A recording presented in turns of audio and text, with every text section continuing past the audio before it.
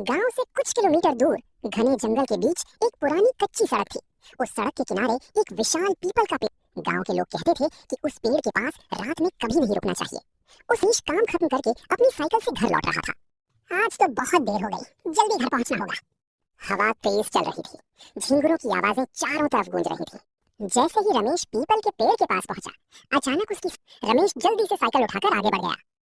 रमेश को पता नहीं था कि जैसे ही वो आगे बढ़ा, पेड़ के पीछे खड़ी एक सफेद साया उसकी साइकिल के पीछे बैठ गई। उसकी आंखें पूरी काली थी, चेहरा डरावना था, लेकिन रमेश को कुछ दिखाई नहीं दिया। रमेश अपने घर पहुंच गया। सीता दरवाजे पर उसका इंतजार कर रही थी।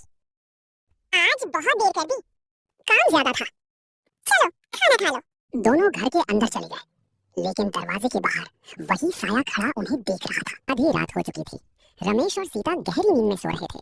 तभी छनन, रसोई में बर्तन गिरने की आवाज आई। सीता, सुना तुमने? हाँ, शायद बिल्ली होगी, मैं देखता हूँ। रमेश डरते हुए रसोई में गया, लेकिन वहाँ कोई नहीं था। रमेश वापस लौटने लगा। तभी उसकी नजर खिड़की पर गई। खिड़की के बाहर एक डरावना चेहरा उसे घूर रहा था। रमेश चीख पड़ा। पलक झपकते ही चेहरा गायब हो गया। अगली रात सीता रसोई में खाना बना रही थी। अचानक किसी ने उसके बाल खींच दिए। रमेश, क्या हुआ? किसी ने मेरे बाल खींचे। रमेश भी घबरा गया। अगले दिन दोनों गांव के सबसे बुजुर्ग आदमी के पास गए। तुम पीपल वाले रास्ते से आए थे? वही गलती कर दी। क्यों? उस पेड़ पर एक औरत की आत्मा रहती है। अब क्या करें? जंगल में रहने वाले तांत्रिक बाबा के पास जाओ। उसी रात सीता अचानक नींद में बैठ गई। उसकी आंखें सफेद हो गईं। तुम मुझे छोड़कर क्यों भागे थे? सीता, अब मैं नहीं जाऊंगी।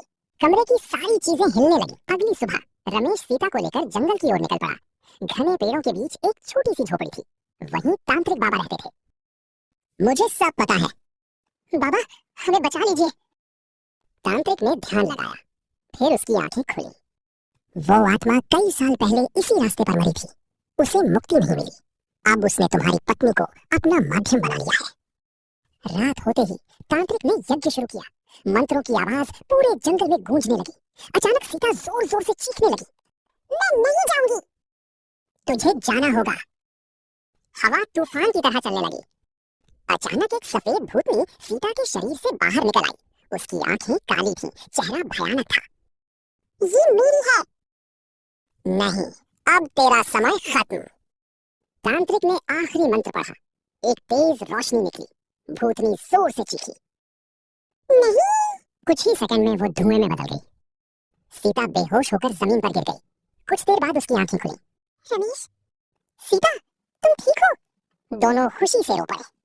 अब सब खत्म हो गया है। रमेश और सीता अपने गांव लौट गए, लेकिन कहते हैं आज भी उस पुराने पीपल के पेड़ के पास रात में किसी औरत की रोने की आवाज सुनाई देती है।